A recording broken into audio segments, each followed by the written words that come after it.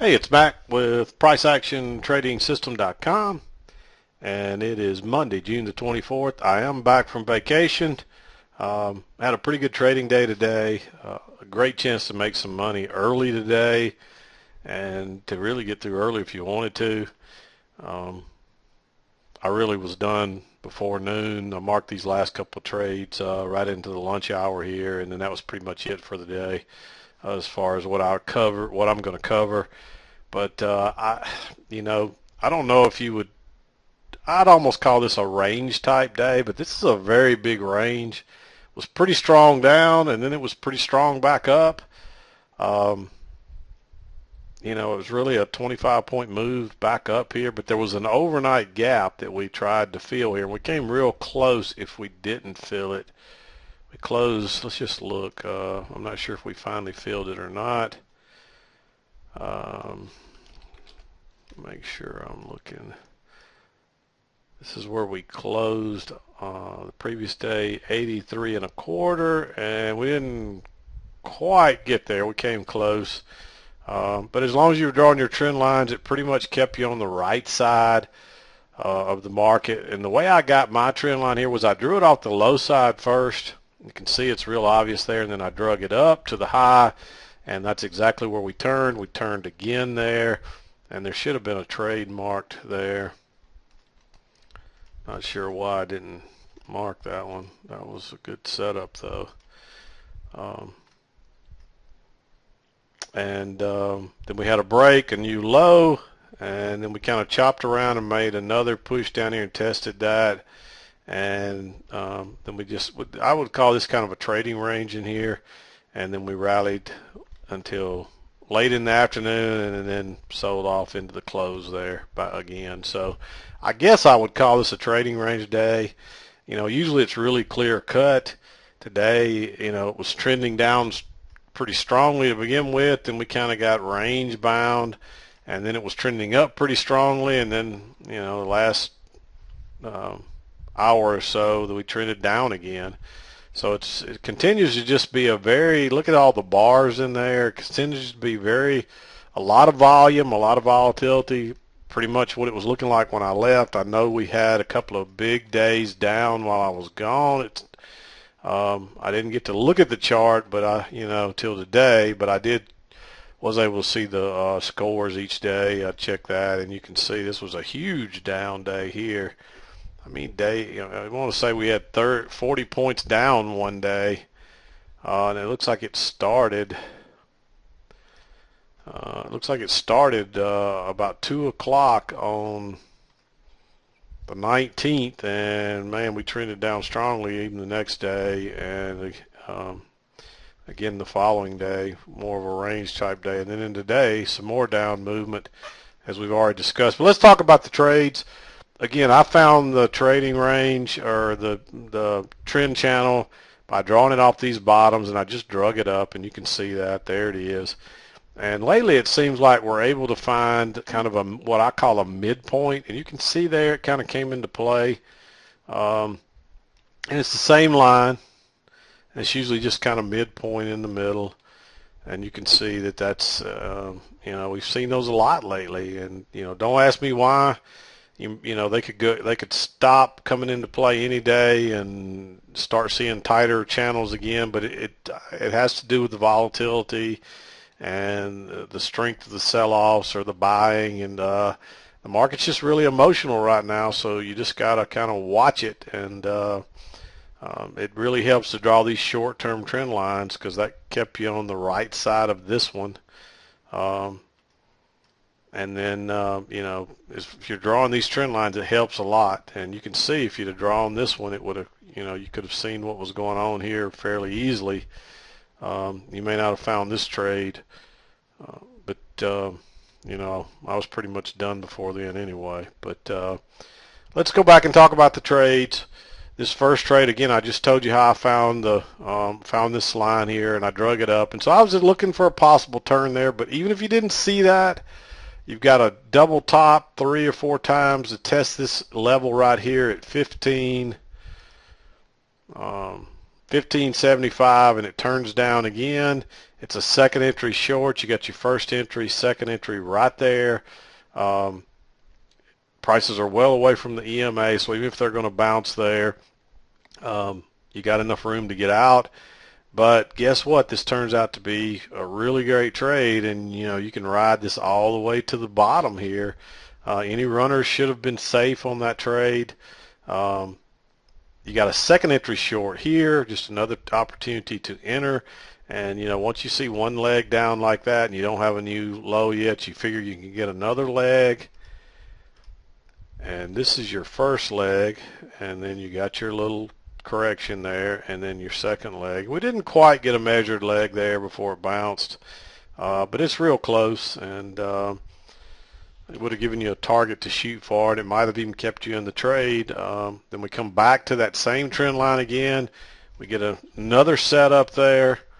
Because this was a doji, what I did was I waited on it to break, and then I dropped a limit order in there. It did back up and fill me, so I was out of this one real quickly. Even if you entered with a stop, your runner should have been good here again. So runners were probably good. You may, if you just rode these out and moved your stop to break even, you could have got a runner on any three of those. Even this one, you probably would have gotten a couple of points on a runner, depending on how you played it. But then it comes back. But then again, you get a second entry short right here. You got your first entry and then second entry right at the line. Now this one, no runners here. It was good for an easy scalp. You might have waited till here or here. But when I saw that little doji right there, I went ahead and took that trade because it was a second entry. But it's not the greatest setup, and I probably should have made this one green. And I think I'll go back and change it to green. It was better to wait because we hadn't had, you see that little trend line? There's been no break of it yet until here. And then we had a little retest, but that wasn't much of a retest. And then notice we went and made a new high, but then I didn't like that setup, even though it would have worked. But once we got the double top there and then turned down, you wanted to go short there. You got to be figuring we're going to make at least a new low, and you got a couple of chances to of it coming down to make a new low there. So nice setup. And I didn't like that one because there's a chance it could go higher. So you got to wait on a reversal type pattern once it gets outside the trend line. And there it was, a double top after a failed break higher, and that high is a little bit lower than that high. And so that was a good place to consider entering back in again. And any runners were safe there all the way back to the new low. And you made the new low right here, and then you had another little double top, almost a triple top, and a big bearish reversal bar. So another place to enter because the trend has really been down. And so it was worth going short there. There's enough room to get out before you get down here. And you see it did end up making a new low, and then it reversed. But now you've got a break of the trend channel and a new low. And look at that big bullish move up, and then two tries to go lower. That's a failed second entry short, so a good place to go long. And you might have even considered entering here, but there's just so much overlap. I didn't like it. If you did go long there, it still worked. You had to ride out that little pullback, but it never took out the signal bar right there. So if you saw that, it was okay. In fact, I'll go ahead and make it green because I actually took that trade, but I didn't like it because of all the overlap. But you got two legs back to the EMA there, so it makes it worthwhile. And I got a little nervous on this one because it did turn back down, but it turned right back up, and it was good for a scalp. And by that time, now you got a failed break higher. You've got the break of the trend line at a new high. And the trend has been really strong to the downside, so a good place to enter right here. I would have tried to get back inside this a tick or so, and that would have worked. And any runners probably would have been safe if you did it that way. And then you got a two-legged pull back to the EMA. Notice that new low, move up, pull back, then second leg up right at the you got your move down, you're up, then you're back down, then you tried to go up again, And the setup is right here, and that's because it's a double top right there, and it's a breakout pullback short. So I like to go in short right there. It was a little nerve-wracking, but I still like the setup. Um, and I took it right there. It didn't quite close on this low, but the market's been so weak that, you know, you had to figure we'd go lower. And it took a few minutes to work through that support area, but it worked out. And this, you know, do you know it's going to do this? No. But you figure you get a scalp out of it. And, of course, if you rode this one, it was good for, you know, several points. And between that and a couple of these trades over here, that's all you needed today. And we made a new low, then we kind of got a reversal pattern. But now we've got this little trend channel working down right here. I don't know why that line's moved out of the way. And that was the other reason I liked going short right there, because it was 2 legs back to this trend line. And but if you didn't enter there, you could have even considered entering here, but by that time you got too much overlap, and I really don't think it's a great entry then. But I did like it off the trend line right here, and I got that trend line by drawing it off those lows again and dragging it up, and was looking for the reversal off this line. And we got a break here. We went a little bit higher before we made a new low, and then we started trending up. And so I already explained, and this was 2 legs up to a new high, and you know, we had no real confirmation of this trend line yet, and so I felt like this was worth taking short, and it did work out. It took a little work to get down there to that low, but then we were working higher, and this is more like overlap, and this is more like a little trading range here, and that's why I liked this setup. Your highs were right across here. That's where you get your most closes and touches, and we broke higher and failed and turned down, and we were already outside the trend line. It's 2 legs up. So I liked that setup, and you can see it moved on down pretty quickly. Then you had 2 legs back up, but I wasn't so confident in this one because there's a lot of overlap, and you know, we've had the 2 new moves to a new low now. And but it's still 2 legs back to the EMA, which is in a market that's been selling off all day, so that's generally going to be worth it. Notice the little 1 tick break higher first. Let me show you this. Let me get this out of the way. Notice the matching highs right there. We broke 1 tick higher and turned down. I like that setup using a limit order, either right at the end or a tick back in there, and it was an easy scalp, but you didn't get anything more than that, and then it reversed. So I drew that in green because there was a lot of overlap there, but those 2-legged pullbacks to the EMA are very hard to ignore, and you just want to make sure you get in with enough room to get out before the next low. And you can see we went 1 tick lower twice, 1 time, 2 times, 3 times there actually, and then it reversed. And there is a little trap here, but I don't like going long yet. I thought it was too risky, but now we got a reversal type pattern. We got a double bottom across here, which I don't really have it drawn. Let's just put this down here. But there's a double bottom across here, which you can see right there, and we broke below it. We made that little double bottom and then reversed. And then we made a new high, a higher high than even this high. So that's a reversal type pattern. I wasn't quite sure where the trend line was yet, but I drew it off those closes right up through there, and that did turn out to be it. And that kind of even matches if you draw this up there, which maybe that's where that is, because we did turn off of it there. But I really think it's right along in there like that. And you can see we turned off that several times, and that kind of fits, so I had to adjust that a little bit. But notice that there's a new high here, and there's kind of 2 legs back and then a little doji, but this is one of those two where you might have used a limit order. I didn't like entering in here because it's just too much overlap. There was a trap right here that you could have gone long on, but it was better just to sit tight right in that and wait till you had a confirmed trend line, which now you've got this, and then when we bounced off of it again, you had to be ready for the second entry here. That's one leg back, pull back, two legs. So that's two legs back.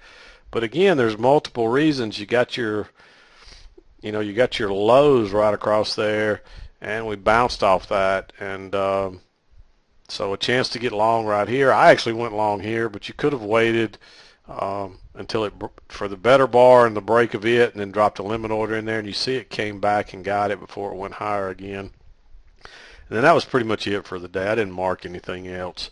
That was into the lunch hour, and there were about 3 trades here that made you all the money you needed today, so it was just risky.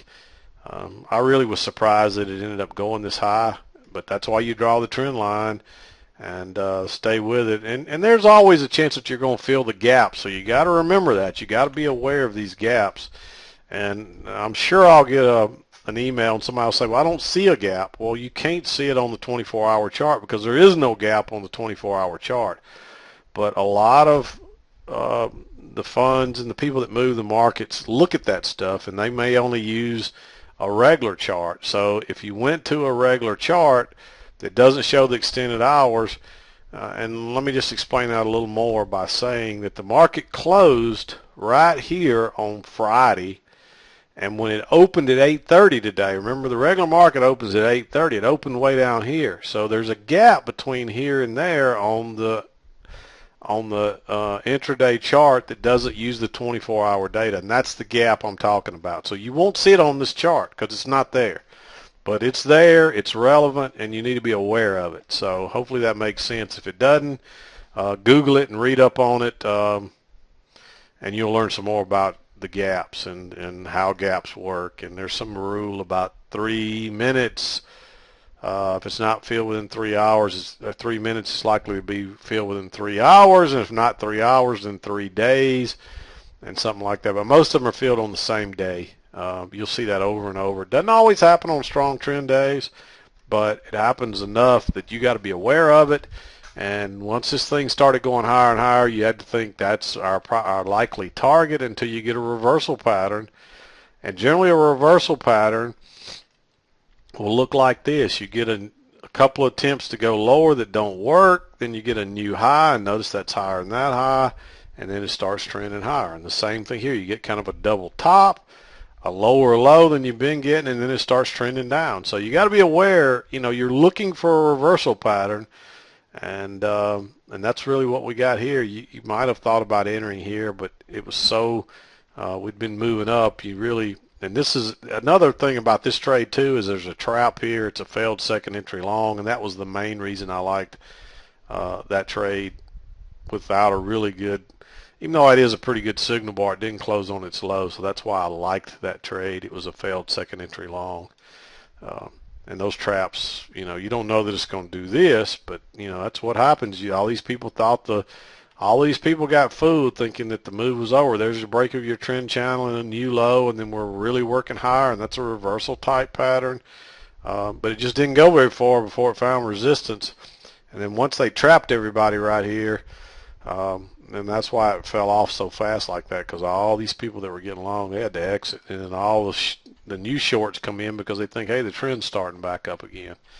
So be aware of those reversal type patterns, and generally you're going to see a double top or a double bottom, and then if it's a double top, then you're going to have a lower low than what you've been getting. And notice how all these lows are higher.